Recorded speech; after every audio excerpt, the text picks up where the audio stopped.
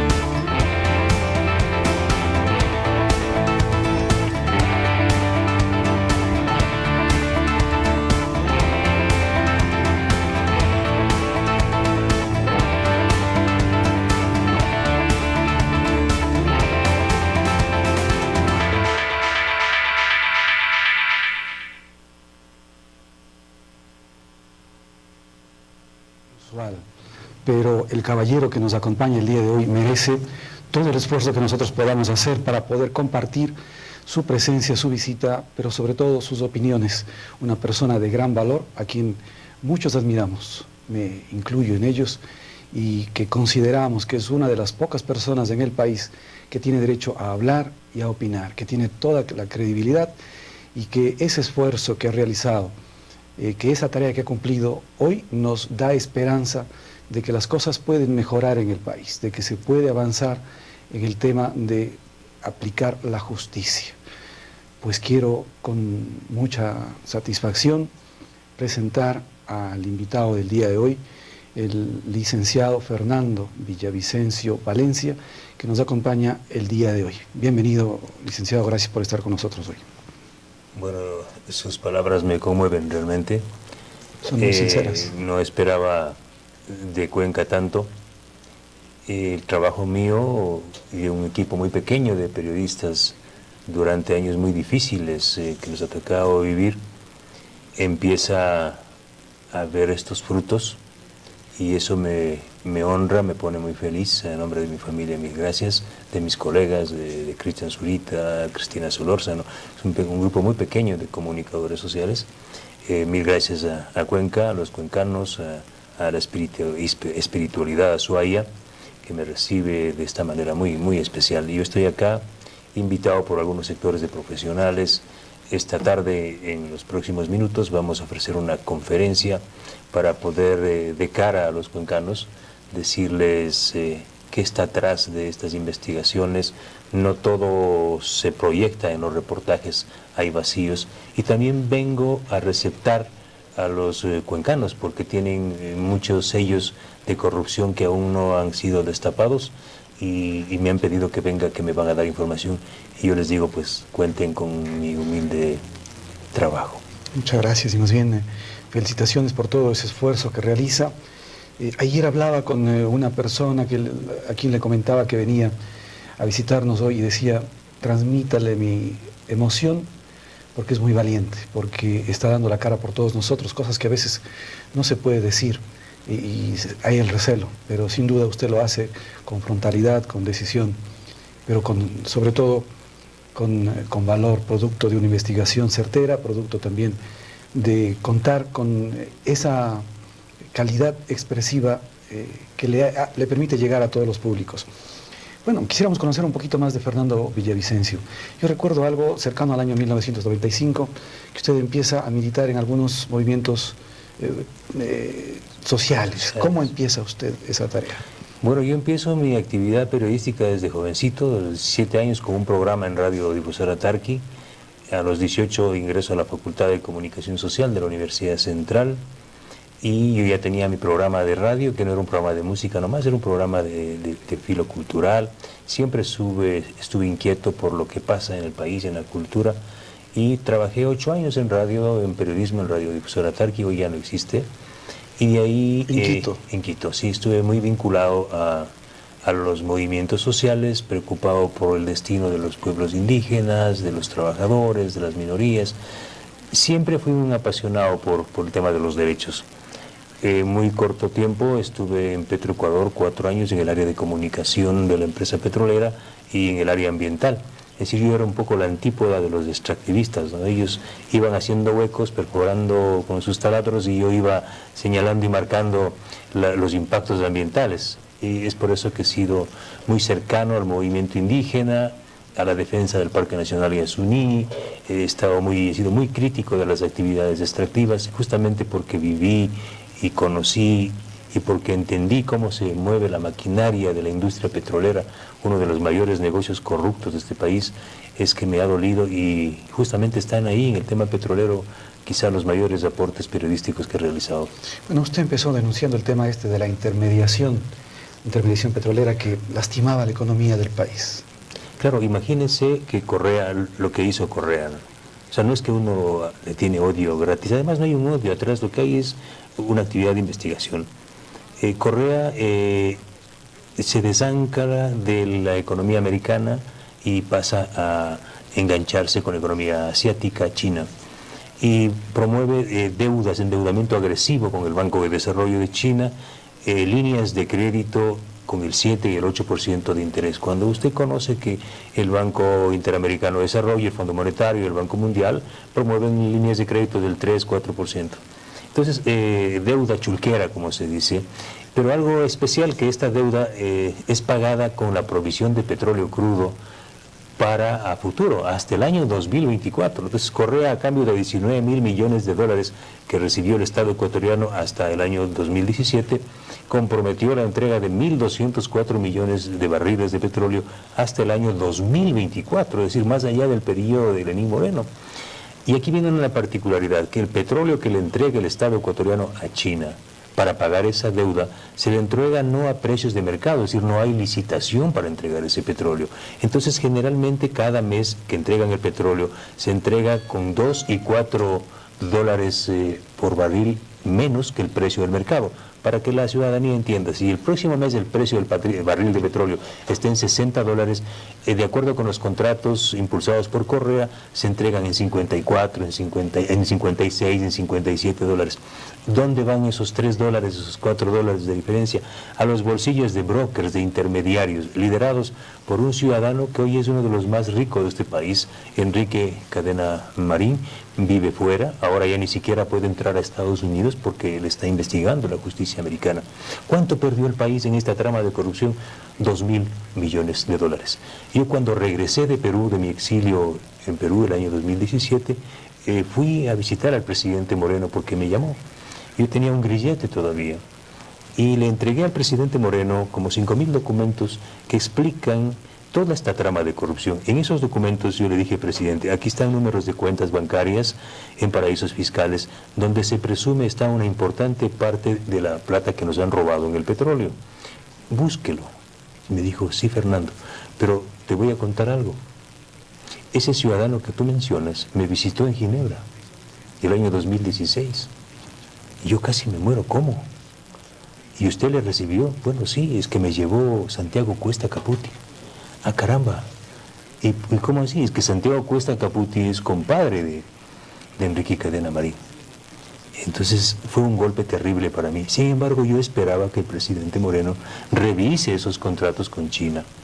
La sorpresa brutal para mí fue que 15 días después Lenín Moreno le nombra a Santiago Cuesta como su consejero. Si hay un personaje poderoso, incluso más poderoso que Lenín Moreno, se llama Santiago Cuesta. Y el gobierno de Moreno, en lugar de revisar estos contratos, sí, perversos, lo que hace es sigue entregando el petróleo a China para pagar la deuda de Correa, y el Estado ecuatoriano sigue perdiendo 4 dólares por barril. Entonces, no se ha corregido eso. Para nada.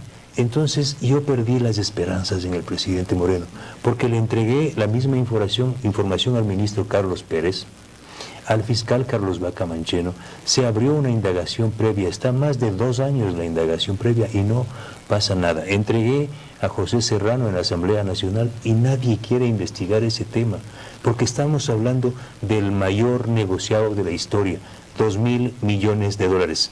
¿Sabe lo que significa 2.000 millones de dólares? En este país, cuando usted va a un hospital Y la gente en el hospital de Quito, Pablo Arturo Suárez, llevan cerca de 200 pacientes que no pueden operarse porque no hay medicinas. Los jóvenes van a las universidades a intentar ingresar a hacer una carrera y le dicen no hay cupo. No hay cupo, no hay educación, no hay salud, hay desempleo. Y este grupo se llevó hasta los clavos de la cruz y no quieren investigar. El gobierno de Moreno no quiere recuperar Pero nos la queda plata la robada. confianza en Diana Salazar, como que ella también goza de confianza y credibilidad. Yo me sentí sorprendido y por eso públicamente he reconocido lo que hizo Diana Salazar cuando publicamos con Cristian Zurita esta investigación llamada Arroz Verde 502. Fue una actuación rápida. Inmediatamente, es más, ella tuvo la sencillez, la humildad de llamar al autor, a los autores del reportaje, vengan y ayúdenme, facilítenme un poco más de información. No todo estaba publicado, yo no tuve problema, le he entregado toda la información. Y por eso es que ella contrastó rápidamente, verificó rápidamente con su equipo y no durmió. Yo puedo dar fe de eso. Y en la noche, en la madrugada del día siguiente, hizo algo que muy pocos fiscales pudieron haber hecho. Apresar a Pamela Martínez, que se aprestaba a volar a México. Esa acción fue clave, cambió la historia de este país de alguna manera. Porque si Pamela Martínez escapaba de Ecuador, hoy no estuviésemos contando esta historia y un personaje nefasto para este país. El autor de esta arquitectura perversa, peligrosa, violenta, corrupta, se llama Alexis Mera y él está preso. Alexis Mera encabezó, él fue el que lideró el allanamiento a mi casa en la Navidad de 2013, provocando terror en mis hijos, y se robaron más de 8,000 documentos de mi casa.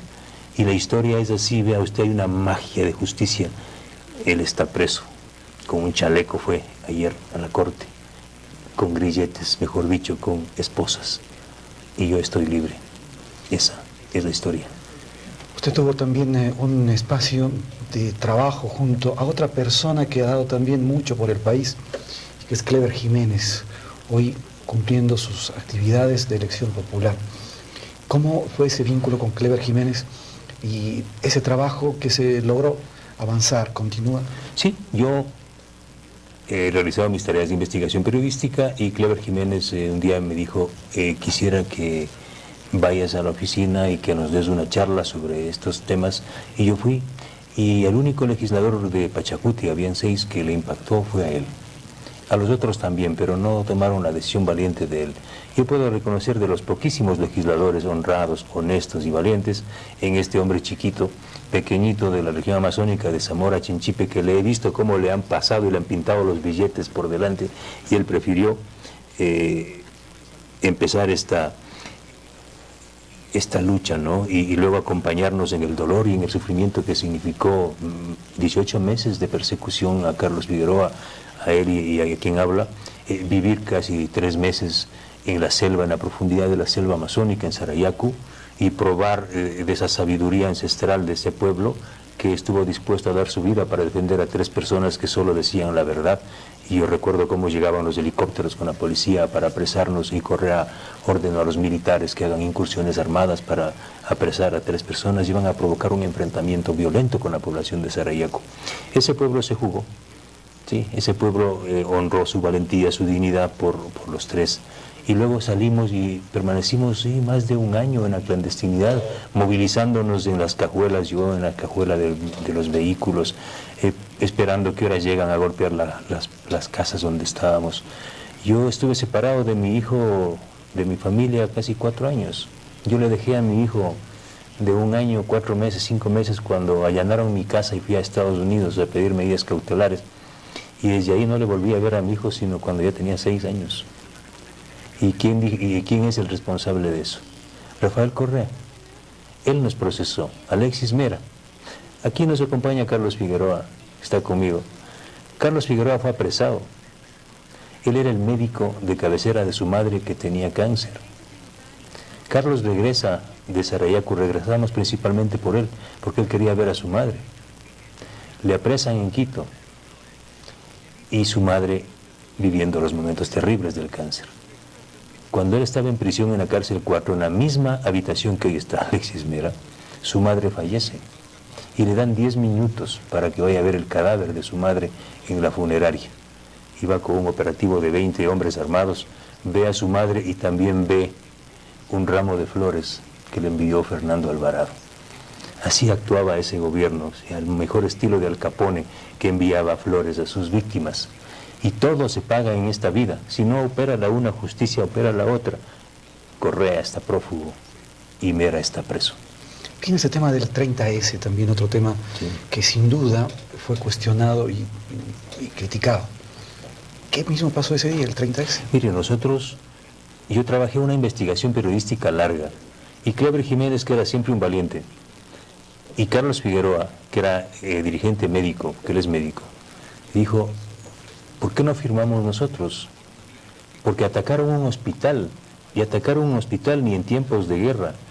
Y claro, para nosotros había suficiente evidencia de que no hubo ni un intento de golpe de Estado, ni un intento de magnicidio, y mucho menos un secuestro. Lo que hubo es un acto desproporcionado de policías que perdieron el control ante una actitud imprudente del presidente de la República, Correa, y se generó un conflicto que no podía llegar más allá, que no debía trascender más allá. Pero quien provocó y atizó todos esos fuegos y ánimos fue Rafael Correa. Entonces, claro, empezaron a despedir, empezaron a procesar a centenares de policías, de militares, de civiles, y aquí viene una carga terrible contra nosotros. Entonces nos procesan, ¿sí?, penalmente, y Correa pide prisión y nos dan la prisión, 18 meses de prisión, y nosotros pero tenemos que... disponía, pues, ¿no? Pero por supuesto. Disponía la justicia, disponía a todos. Claro, entonces viene ahora Lenín Moreno y dice, el 30S es una farsa. O sea, si el vicepresidente de ese entonces, de septiembre del 2010, sale públicamente ahora en su condición de presidente y dice, no hubo golpe de Estado, no hubo intento de magnicidio, no hubo secuestro, todo fue una farsa, ¿quién tuvo la razón? Clever Jiménez, Figueroa, Villavicencio. Nosotros fuimos injustamente procesados, injustamente perseguidos, y nuestras familias tuvieron que sufrir, reitero, hemos sufrido casi 5 años de exilio y persecución en mi caso, hasta septiembre del 2000, hasta febrero del 2018, en que recién la sentencia sentenció y nos sentenciaron en nuestra condición de libertad, la justicia del gobierno del presidente Moreno. Hasta ponerle un juicio adicional que le obliga a pagar 47 Claro, millones. imagínese el nivel de persecución infamante de Correa, que no conforme con verle preso a Carlos Figueroa, perseguidos a Jiménez y Villavicencio, formalizó un juicio hasta declararme insolvente y me obligó a pagarle $48,000. Un juez puesto por Correa me obligó a pagar $48,000 y enviaron un día en la tarde al depositario judicial y a la policía a mi casa para llevarse la cuna de mis hijos, el televisor, y claro, le rogó a mi esposa que por favor nos den unos días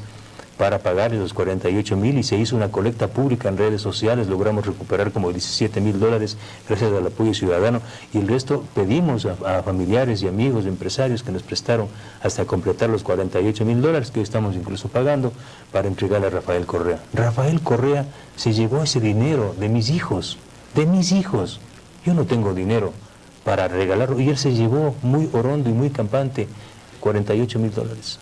Me quitó la libertad, me quitó el cariño de mis hijos, el abrazo de mis hijos durante 4 años, y encima me quitó $48,000. Viene luego el tema de Assange, en donde existe ese supuesto uso de fondos especiales. ¿Cómo fue ese tema? Esa es una gran investigación, y digo grande porque no podía llevarla yo solo, entonces tenía muchísima información, y pedí a mis colegas, a quienes conocí en Perú, del periódico británico, uno de los mejores periódicos del mundo, The Guardian, y trabajamos con 2 periodistas británicos. Ellos lograron confirmar gran parte de la información que tenía, e hicimos 3 publicaciones conjuntas con The Guardian. Para mí fue un honor, como un ecuatoriano de a pie, ser parte de un equipo de investigación con el mayor periódico de Europa, The Guardian, y esas publicaciones lograron por primera vez sincerar que el gobierno de Correa había gastado de fondos reservados de la Secretaría de Inteligencia $6 millones para el cuidado y operaciones de inteligencia y contrainteligencia en torno a Julian Assange en la Embajada de Ecuador en Londres. Pero también se logró descubrir, gracias a la información que teníamos, que Assange había convertido la embajada ecuatoriana en un centro de conspiración internacional, donde se reunía con personajes políticos vinculados a esta órbita socialista del siglo XXI, liderada por Putin.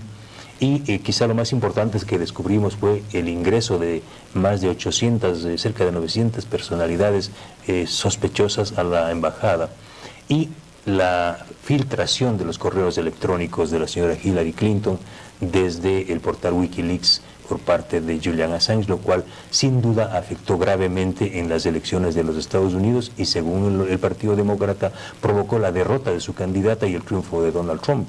Por esa razón se impulsó, hay todavía un proceso penal en la investigación en los Estados Unidos en contra de Julian Assange, de Vladimir Putin y de Donald Trump por un supuesto acto de conspiración internacional. Pero por ventaja hoy Assange está donde debe estar. Así es. Enfrentando un proceso fuerte de extradición también, que se indicaba para febrero del 2020, Así me es, parece. sí. Bueno, hoy nos trae una nueva investigación. Se ha buscado conocer cuál es o más bien el origen de los fondos para las campañas políticas, pero sobre todo de la campaña de Alianza País. Este caso se ha denominado Arroz Verde 502. Toma el nombre de un correo electrónico dirigido por Laura Terán, secretaria de la Presidencia de la República de Rafael Correa, a su jefa inmediata, Pamela Martínez, quien luego sería nombrada vicepresidente de la Corte Constitucional, persona de altísima confianza de Rafael Correa Delgado. Pamela Martínez y su equipo de coordinadoras tienen un despacho desde donde trabajan bajo órdenes de Rafael Correa. Por eso en los documentos que nosotros publicamos aparece el código SP, que significa señor presidente. ¿Quién confirma eso? La señora Pamela Martínez, ya una vez en prisión, y quien se somete a un acuerdo de cooperación eficaz.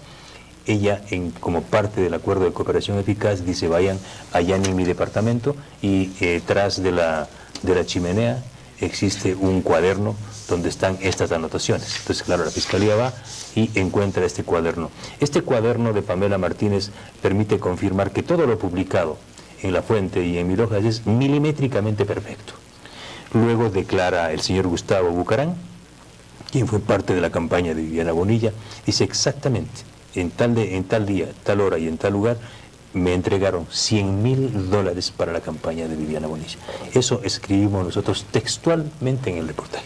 Es decir, prueba de forma contundente la veracidad de esta información, no como dice Rafael Correa ahora, que soy un denunciólogo y todo eso. Pero Arroz Verde tiene una particularidad brutal, que realmente abre las puertas al infierno, como digo yo, porque no solo permite identificar el uso de $11.6 millones, 4.6 millones en efectivo y el resto con facturas cruzadas, sino que permite y le va a permitir a la Fiscal General del Estado identificar miles de millones de dólares de los sobrecostos de los contratos que manejaron las grandes corporaciones internacionales como Sinohydro, SK, Odebrecht, Gesouba, CWE, y las corporaciones ecuatorianas como Hidalgo, las empresas constructoras, en los sobornos que se convierten de alguna manera en estos pagos voluntarios para la campaña, las campañas de voluntarios entre comillas, país, ¿no? Claro, porque son sobornos, es decir, plata suya y mía, plata de los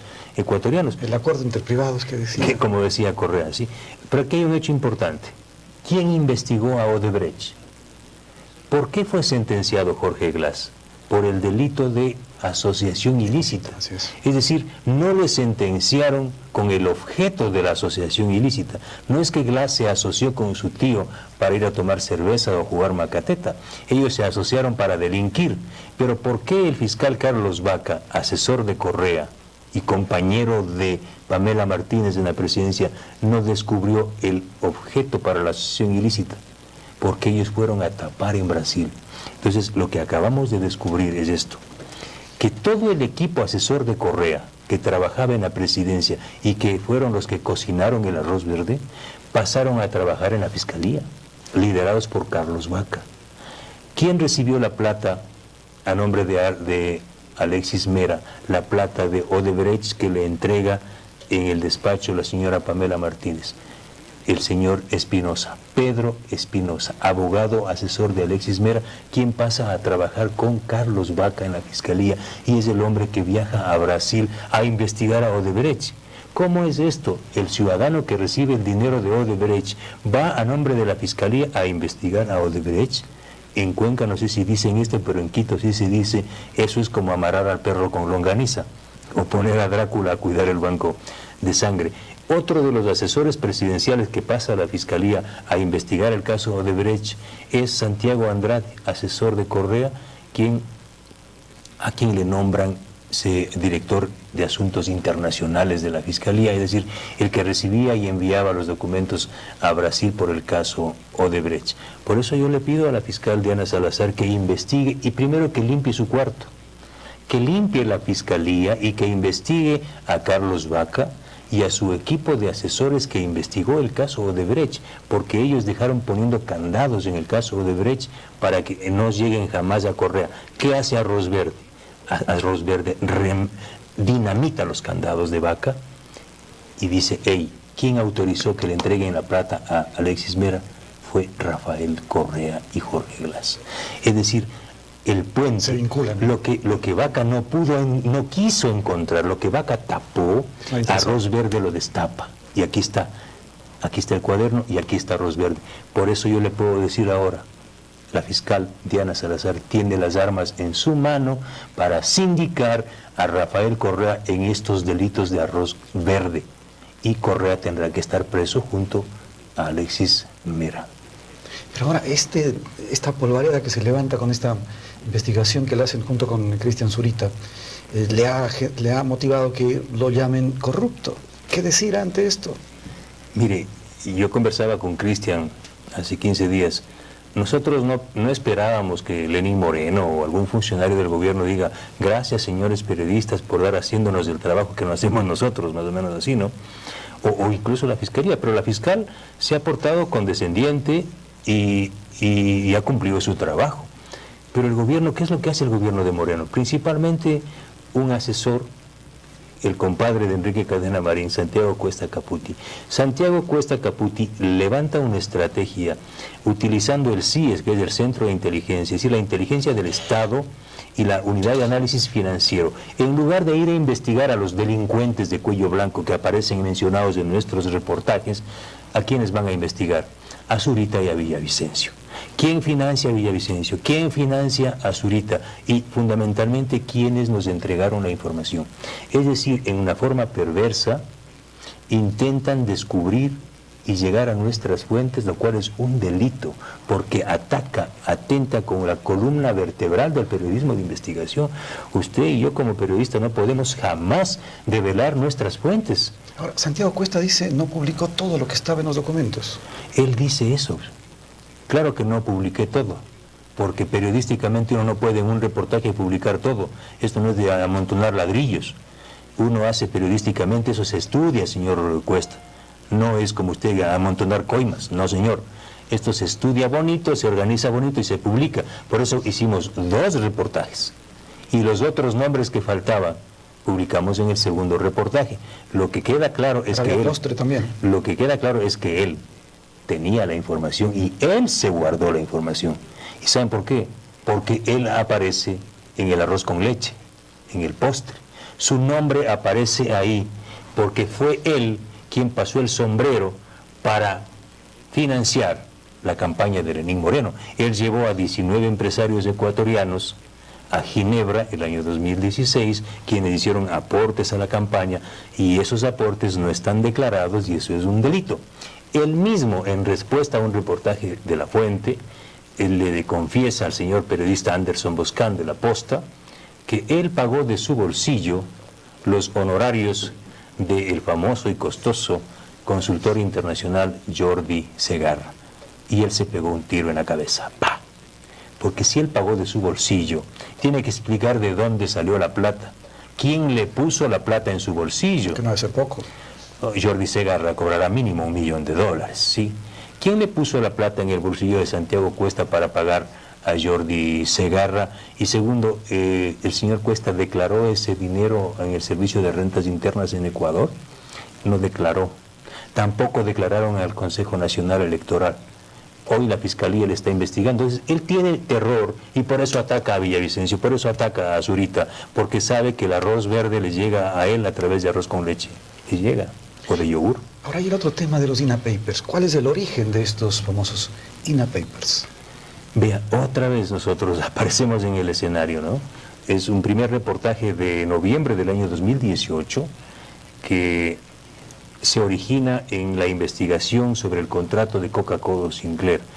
Descubrimos una transferencia de 18.3 millones de dólares de las cuentas de la compañía china Sinohydro a una cuenta de la empresa Recorsa en Panamá. ¿De propiedad de quién es esta empresa? Del señor Conto Patiño Martínez, un conocido empresario de armas y lobista chino, íntimo amigo de quién? De Lenín Moreno. La hija del señor Patiño, María Auxiliadora Patiño, está casada con el señor Javier Macías Carminiani. Ellos son íntimos, comen juntos con la señora Rocío González y con el señor Lenín Moreno. Tienen una relación muy cercana. En Panamá descubrimos que conforman aproximadamente 10 empresas de papel, y digo de papel porque no producen salchipapas ni nada, solo sirven de justificativo para abrir una cuenta bancaria y mover dinero sucio. Entre esas 10 empresas hay dos, que se llama INA Investment Corporation, la una, y la otra la Fundación Amore. ¿Quién creó esas dos empresas? El hermano del presidente Lenín Moreno, el señor Edwin Moreno Garcés, primero en Belice y luego en Panamá. Y de esta cuenta, en el Banco Balboa Bank de Panamá, se hacen compras del 2015. Muebles que aparecen misteriosamente en la casa de Lenín Moreno en Ginebra, alfombras, otros servicios, y el año 2016 se compra en 133.000 euros un departamento en el Mediterráneo español, en la zona de Alicante. Toda la información entregamos nosotros a la Fiscalía y está publicado. Cuando hicimos esta publicación, ¿quién cree que dice, vea qué lindo el trabajo periodístico de Villavicencio? Rafael Correa. Rafael Correa retuitea y envía, dice, vea, aquí está la fuente. ¿Sí? Entonces, cuando publicamos INA Papers, Rafael Correa dice, bien Villavicencio, un buen trabajo, excelente periodista. Publicamos Arroz Verde y el Informe Majano, ¿y qué dice? Mentiroso, denunciólogo. Pues esos son realmente trofeos para uno. ¿Quién está detrás de todo esto? ¿De las investigaciones? Detrás de todo este proceso, porque hay dinero de por medio, hay poder de por medio. ¿De las investigaciones nuestras? No, de este tema de entregar dinero, de manejar recursos, de buscar ese poder. ¿Hay alguien atrás de esto? ¿Hay empresas petroleras? ¿Hay algo? Pero claro, están las grandes corporaciones. Esos miles de millones de dólares que se llevaron, le pongo un ejemplo. La construcción del acueducto La Esperanza para la refinería del Pacífico, que no existe. ¿Quién hizo? Odebrecht. Ahí está identificado que hay un sobreprecio del 100% en ese contrato, que debía costar 140 millones de dólares y le pasó una factura de casi 300 millones de dólares al Estado ecuatoriano. En la remoción de tierras del Aromo, debía costar igual como 140, igual casi llega a 300 millones. En la refinería de Esmeraldas aparece la empresa SK, que también hace aportes a la campaña presidencial. Un proyecto de reparación de la refinería que debía costar 750 millones de dólares, según el gobierno de Moreno, acabó pasando una factura de 2.200 millones de dólares. Y lea usted lo que pasa ahora. La refinería está parada, la unidad de FCC está parada, está dañada a menos de 3 años de entrar en operación. ¿Dónde salió la plata? De los contratos con sobreprecio. Entonces, cuando la fiscal, gracias a Arroz Verde, vaya a investigar las cuentas bancarias de Odebrecht, de Sinohydro, de SK, de Hidalgo, se va a encontrar con un infierno, porque ahí están miles de millones de dólares que este grupo delincuencial, liderado por Correa, estafó y se apropió en forma dolosa del pueblo ecuatoriano. Una gran parte de esa plata está en paraísos fiscales, otra parte está aquí en el Ecuador en lavado de activos y otra parte encaletada.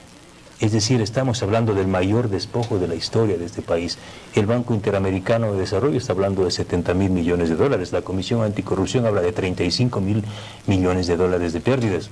El presidente Moreno me dijo, creo que son 40.000 millones de dólares. El presidente Moreno. ¿Dónde está esa plata? ¿Qué ha hecho el gobierno de Moreno para recuperar? Nada. No les interesa recuperar un centavo. No han recuperado un solo centavo. Vea, y le confieso, pese a que yo le he entregado en más de 2 veces que me he reunido, seguramente sí, con el secretario anticorrupción, con el señor Iván Granda, cuencano.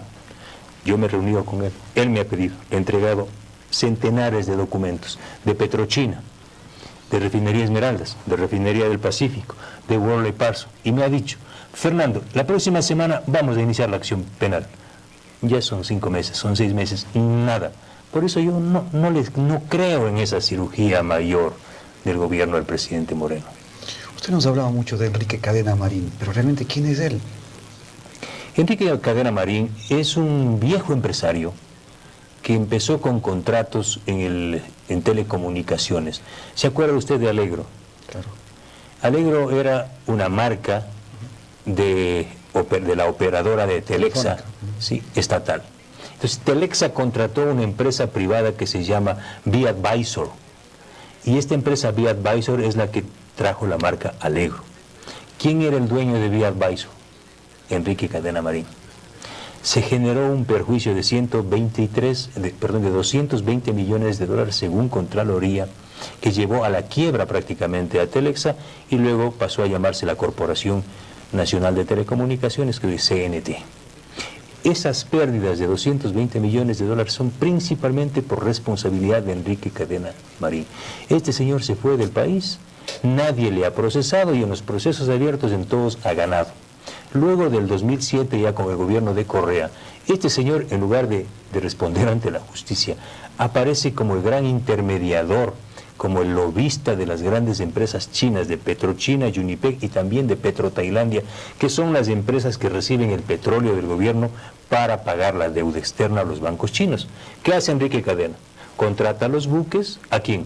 A la propia empresa pública ecuatoriana Flopec, cargan el petróleo en Esmeraldas, y este señor se encarga de revender el petróleo en Perú, en Chile, en Panamá y en los Estados Unidos. Tiene los contactos, entonces. Pero por supuesto. Es el dueño del mercado. Es un intermediario poderoso. Él es el que maneja, o parte del grupo que maneja, entre 2 y 4 dólares por barril. Yo le digo a los cuencanos, a la gente que nos ve, que nos escucha, multipliquen, sumen. 300.000 barriles diarios, aproximadamente, más o menos, entrega hasta ahora Ecuador a China para pagar la deuda. Si el señor Cadena Marín se retiene 2 dólares por barril, son 600.000 dólares diarios. Por favor, ¿escucharon? 600.000 dólares diarios al año, en 10 años. Por Dios, y uno sale a pasearse en la calle y encuentra jovencitas de 14 años vendiendo jugo en las esquinas, en los parterres, madres con sus hijos sin trabajo, padres haciendo colas para que les den un puesto de trabajo, pequeños empresarios desesperados porque les están clausurando, porque les clavan impuestos. Y aquí estamos viendo 2.000 millones de dólares que se han llevado y se siguen llevando. Y cirugía mayor. Discúlpeme, ¿de qué cirugía mayor? Con todo respeto. No han recuperado un centavo partido por la mitad. Ahora, ¿cómo ligamos estos dos temas, INA Papers y Arroz Verde? Están ligados porque ¿quién está atrás? Las corporaciones. ¿Quién entrega la plata a Conto Patiño? Sinohydro, la empresa constructora de Coca-Cola Sinclair. Una empresa que registra 7.400 fallas según la Contraloría. Coca-Cola Sinclair debió construirse en 1.000 millones de dólares. Le ha pasado una factura de más de 3.200 millones de dólares. ¿Qué energía, cuánto de energía genera? Debía generar 1.500 megavatios. ¿Cuánto está generando? No pasa de 600 megavatios. Es decir, un proyecto corrupto, obras cargadas de corrupción y de sobreprecios. Ese es el tema de INA Papers. Y en el tema de Arroz Verde aparece la misma empresa, según el informe, Sinohydro, entregando aportes de 2 millones de dólares para las campañas del 2013 y 2014. Y en el 2017 lo mismo. ¿Por qué? Porque los ecuatorianos no son tontos. A los ecuatorianos no les confunden. ¿Saben por qué? Porque hasta septiembre del 2017, la familia País, Alianza País, era una familia muy unida y muy querida.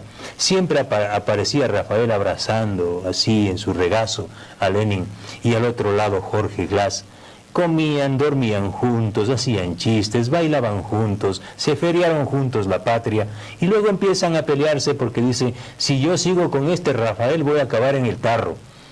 Pero no, yo le hago una apuesta y le digo a los ecuatorianos, verán que en 6 meses los morenistas y los correístas aparecen juntos, como una buena familia siciliana, porque esa es la única forma de defenderse, juntos. Lea los tweets que está mandando ahora Rafael Correa sobre el informe Majano, donde aparece involucrada su amiga, la prefecta de Pichincha, Paola Pavón. Paola Pavón fue parte de la campaña de recolección de plata para la campaña de ¿quién? De Lenín Moreno. Correa, para defender a Pavón, acaba defendiendo ¿a quién? A Lenín Moreno. Muy pronto van a estar juntos. La maravilla de Arroz Verde será que volverá a unir a la familia País. Lenín Moreno y Rafael Correa acabarán juntos. Ahora, otro nombre que usted ha dado es Jordi Segarra. Segarra. ¿Quién es Jordi Segarra? Como algo mencioné rápidamente, hay un importante reportaje en La Fuente. Jordi Segarra aparece en la información que remite el señor Santiago Cuesta a Lenín Moreno. En un correo electrónico del 2016, Santiago Cuesta le dice que lleva a sus 19 amigos empresarios a Ginebra para un gran almuerzo.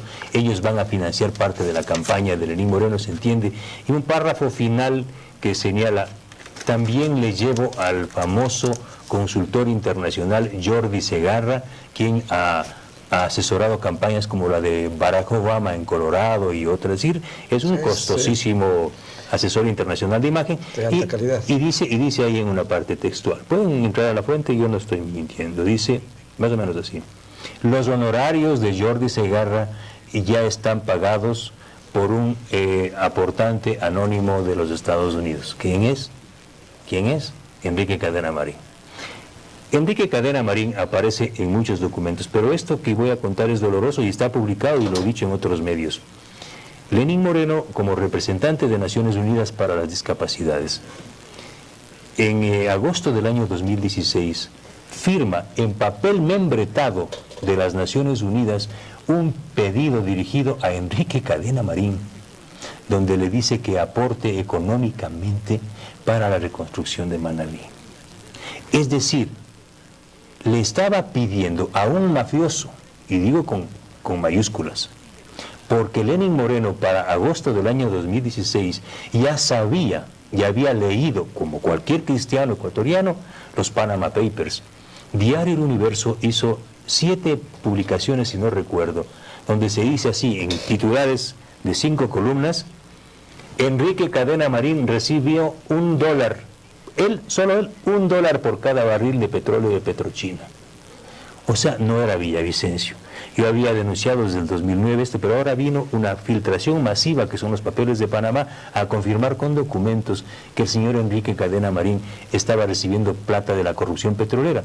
¿Cómo es posible que Lenín Moreno, que sabía eso, fue y se reunió con Enrique Cadena en Ginebra y luego firmó una carta en papel de las Naciones Unidas pidiendo dinero a un ciudadano que está involucrado y hoy está siendo investigado por la justicia ecuatoriana? Ahora, sus fuentes, usted ha indicado que empiezan a ser perseguidas. ¿Cómo lograr que las fuentes estén protegidas? Bueno, por parte nuestra están protegidas. El momento en que un periodista delata a su fuente, se acaba su condición de periodista. Yo jamás delataré a mis fuentes, pero conozco que el señor Cuesta está desesperado, utilizando, reitero, toda la inteligencia que tiene. En lugar de perseguir a los delincuentes, está persiguiendo a los periodistas y a las fuentes. Si alguien entrega información, incluso siendo parte de una trama de corrupción, pero si facilita documentos para la investigación, está apoyando la investigación.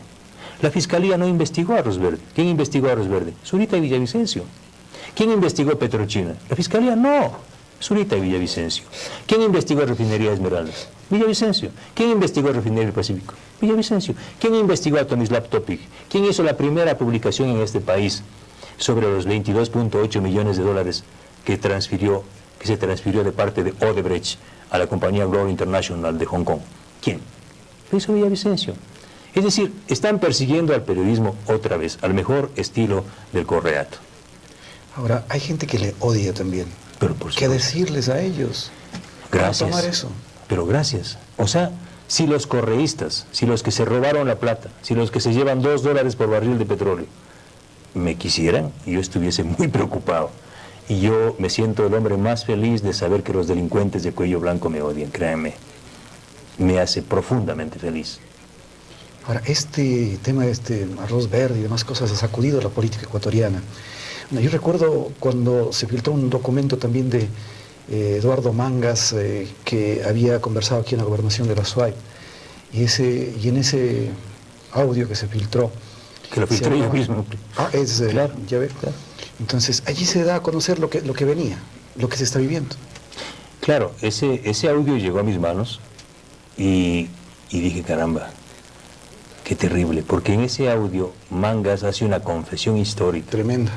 Terrible, y ya se han olvidado. En ese audio Mangas confiesa dos cosas terribles. La una, que pone en duda el triunfo de Lenín Moreno. Así fue. Y la segunda, que confirma que todo lo investigado y denunciado por el tenebroso de Villavicencio y la Comisión Anticorrupción es cierto. Y dice algo más: este Frente Anticorrupción que nosotros hemos creado es para hacerles los giles a los ecuatorianos, es para bajar un poco el protagonismo, dice, de Villavicencio y de la Comisión Anticorrupción. ¿Se acuerda el famoso Frente Anticorrupción que creó Lenín Moreno? Han creado como 5 frentes, ahora crearon una comisión internacional y nada, no hacen nada, todo es propaganda, es publicidad engañosa lo que está haciendo el gobierno en supuesta lucha contra la corrupción.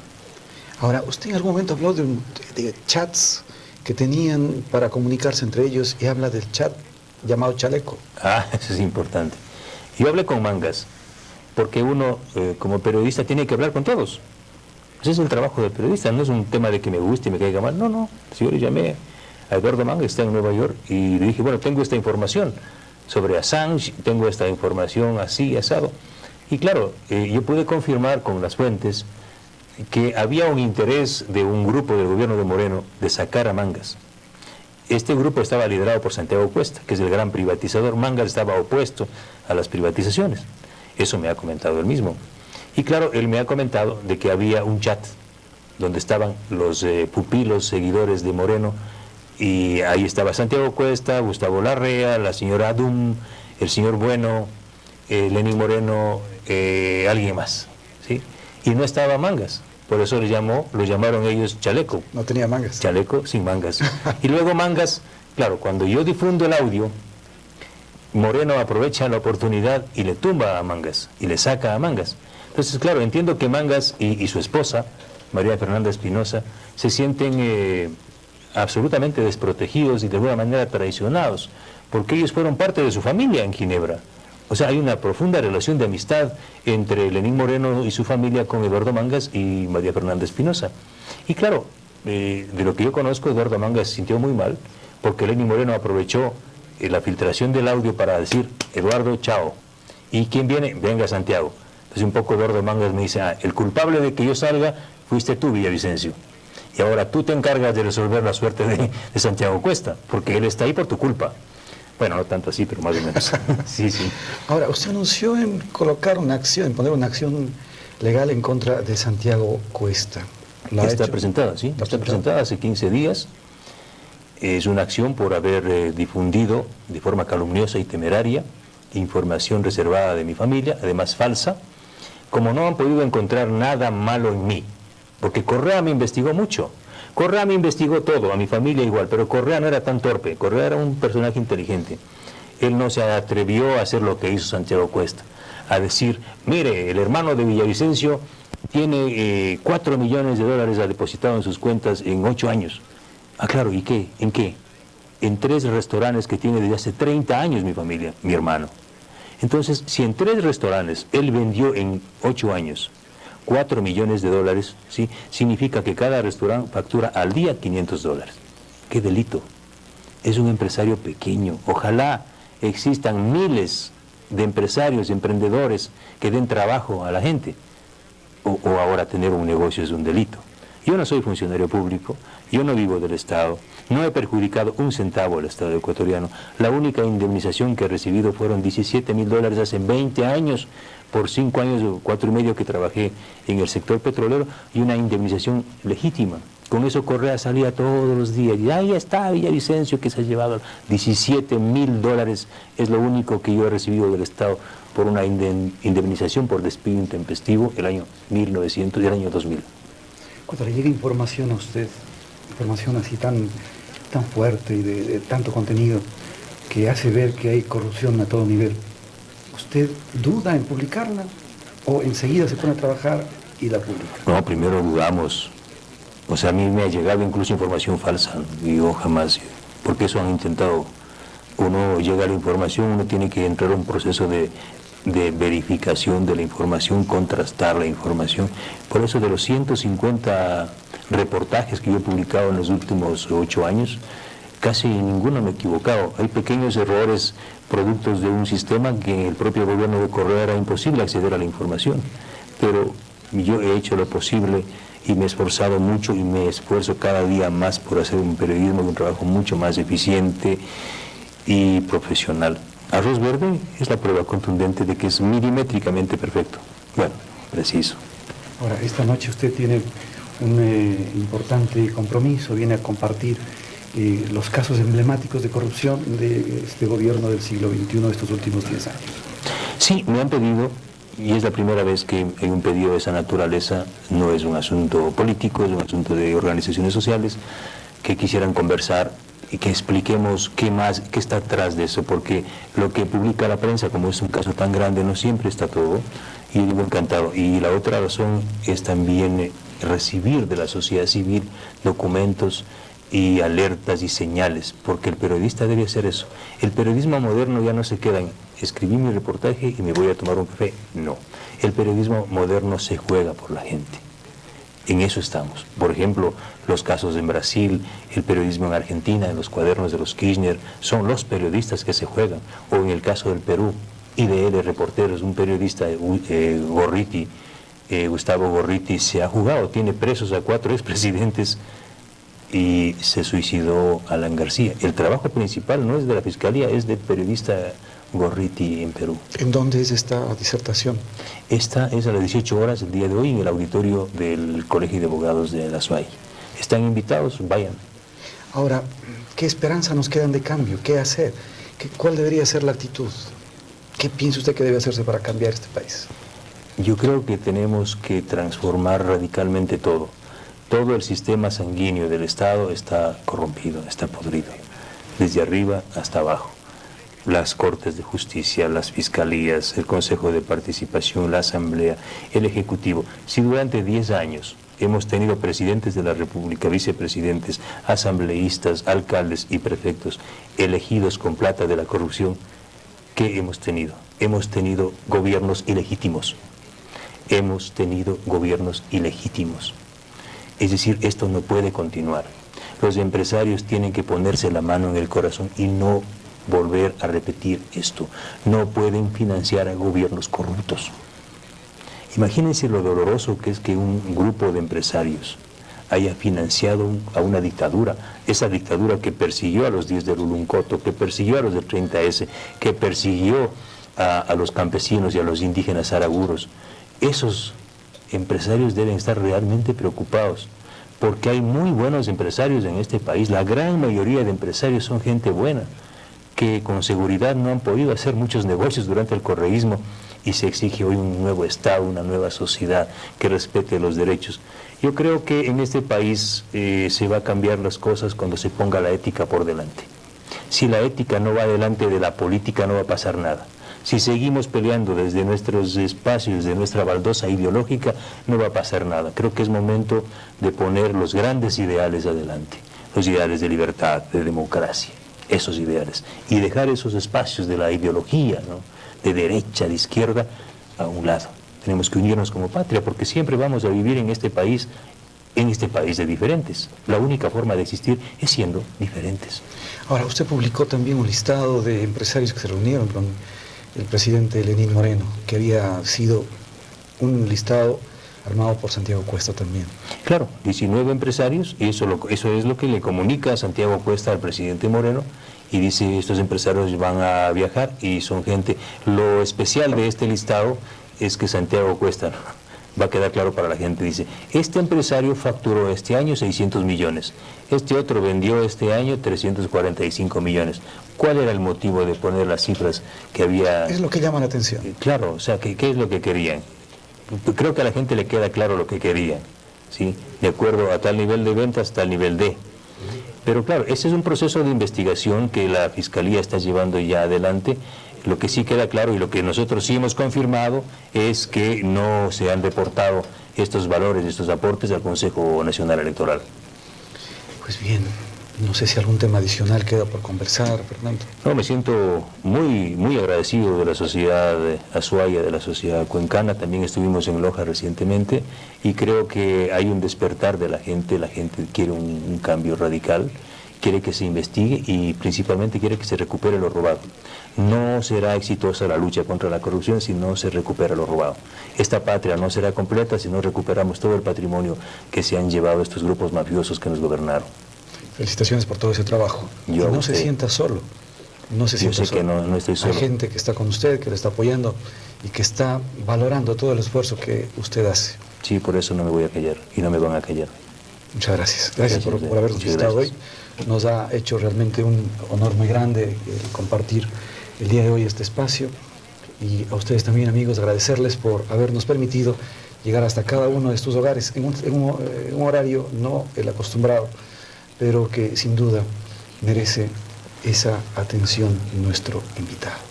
Gracias, amigos. No olviden nuestros noticieros a partir de las 19 horas con Mauricio Lopercio, que tiene toda la actualidad local, nacional e internacional. Conmigo, hasta mañana. Que pasen muy bien.